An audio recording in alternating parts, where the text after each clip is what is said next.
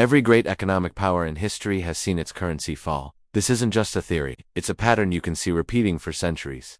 The Romans had the denarius, the Spanish Empire had its pieces of 8. The British Empire had the pound sterling. At their peak, they were all global reserve currencies, the very bedrock of world commerce. And every single one of them collapsed. They didn't just collapse randomly. They followed the same, predictable, 5-stage pattern of self-destruction. Today, I'm going to show you how the United States dollar, which has been the world's undisputed reserve currency for over 80 years, fits into that pattern. And why the evidence suggests it has entered stage 4. History doesn't just rhyme, it gives us a blueprint, and that blueprint can tell us what might happen next. This isn't about fear, it's about pattern recognition. It's about understanding the rulebook of empire so you can see the final chapters coming before everyone else does. Before we walk through the 5 stages, let's get clear on what a reserve currency actually is, and why its decline can alter the world. Think of the global economy as one giant marketplace. To do business there, to buy oil, to trade goods, to lend money, you need a currency that everyone accepts and trusts. For the last 80+ years, that's been the US dollar.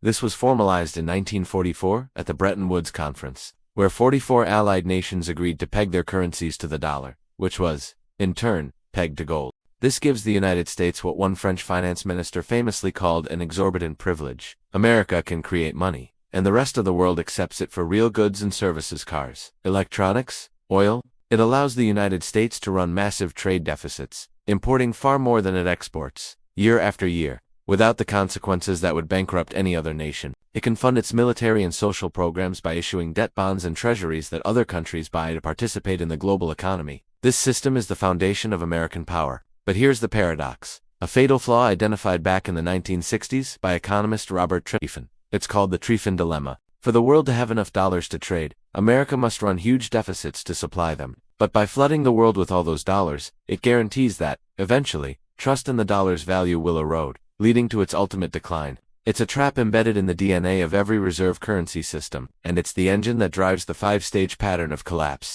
This pattern breaks down into 5 stages. It starts with what looks like success, but each stage inevitably leads to the next. Stage 1 is triumph. A nation becomes an economic and military giant. It makes things the world wants. It controls trade routes, and its currency becomes the most trusted on earth. For the US, this happened after World War II, when it produced nearly half the world's manufactured goods, and the dollar became king. But dominance is expensive. Maintaining a global military and keeping a prosperous population happy costs money. Eventually, a nation's spending outgrows its income. So, it starts creating more money, not by producing more, but just by making more currency. Rome did this by debasing its coins, secretly mixing cheap metals in with the silver. Britain did it, after World War I, printing money to pay off immense war debts. The United States took its biggest step in this stage on August 15, 1971. That was the day President Nixon announced the US would no longer convert dollars to gold. This Nixon shock severed the dollar's last tie to a real asset. It became a pure fiat currency, backed only by trust in the US government, giving the Federal Reserve unlimited power to create as many dollars as it wanted. This was the moment America fully entered stage 1, and that leads right to stage 2. With the ability to create money from thin air, government spending is no longer tied to reality. The money creation of stage 1 fuels an explosion of debt. Why make hard choices when you can just issue new bonds? This stage is defined by expenses that are always higher than revenue. Military adventures, expanding social programs, political promises, it's all paid for with borrowed money. Spain, despite hauling mountains of silver from the New World, was a serial defaulter, declaring bankruptcy multiple times. Great Britain's debt soared to over 250% of its GDP after World War II. It won the war but bankrupted itself doing it. The parallels to the US are unsettling. As of late 2025, the US national debt has blown past $38 trillion. That number is so huge, it's hard to grasp. But it's more than 120% of the country's entire annual economic output. America is piling on $1 trillion of new debt every few months. And recently, for the first time, the annual cost of interest payments on the debt has begun to rival, and at times exceed the national defense budget. A massive shift in government spending. This isn't sustainable. It's the classic signature of a stage 2 empire, using its special currency status to live far beyond its means. And it always leads to the next stage. This is where the rest of the world starts to wake up.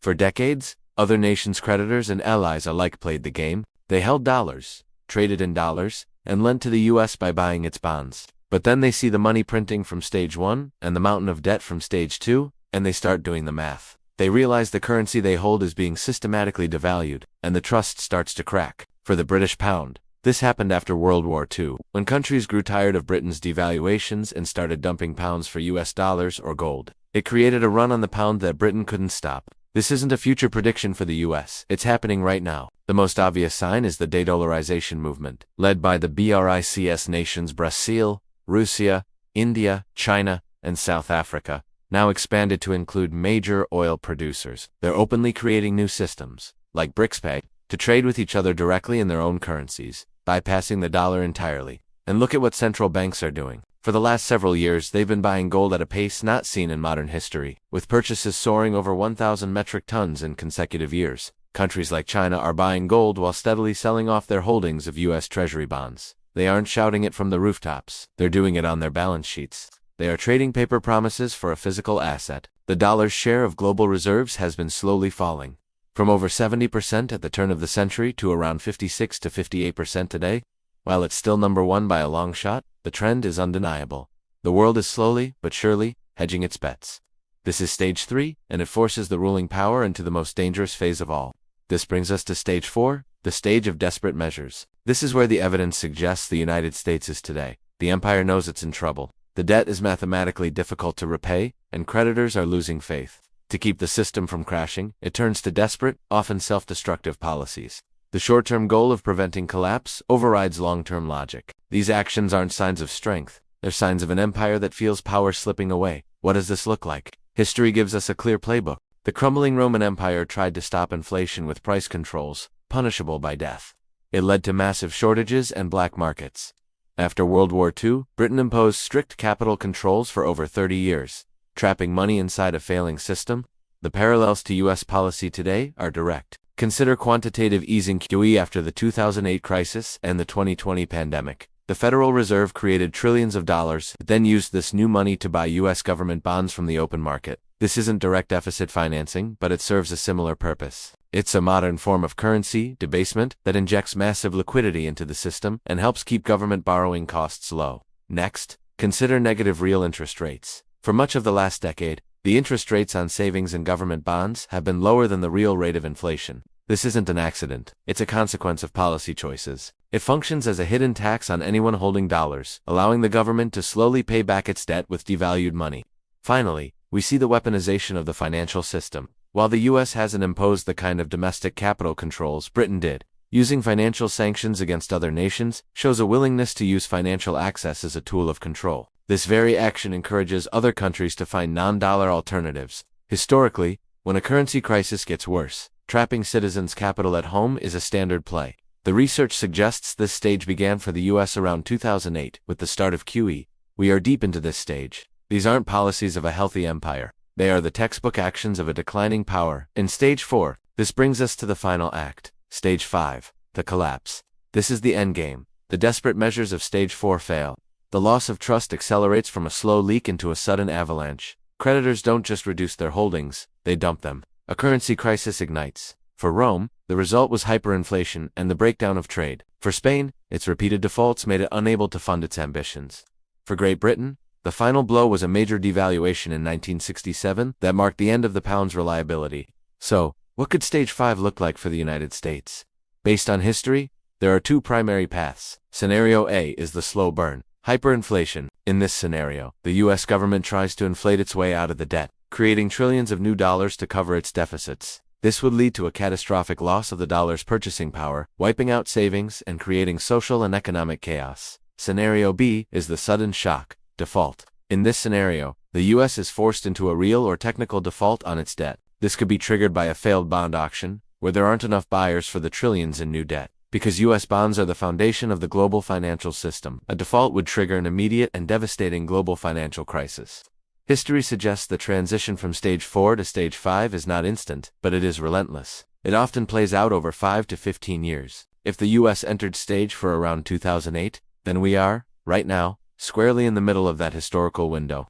So there you have it, a 5-stage pattern of reserve currency collapse. Seen throughout history, it starts with the privilege of dominance, leading to currency expansion. That expansion enables an empire of debt accumulation.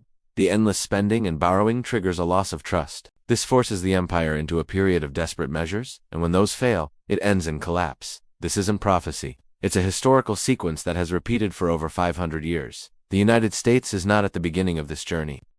It is not immune to these forces. Based on the evidence, it is firmly in stage 4, and the walls are closing in. Understanding this pattern isn't about promoting fear. It's about providing a framework for the monumental shifts happening in our world. It's about financial self-defense.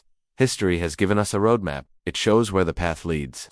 The only question is whether we choose to pay attention. This is just part 1. In our next video, we'll break down the 4-stage inflation pattern that almost always appears before a currency collapses. Subscribe so you don't miss it.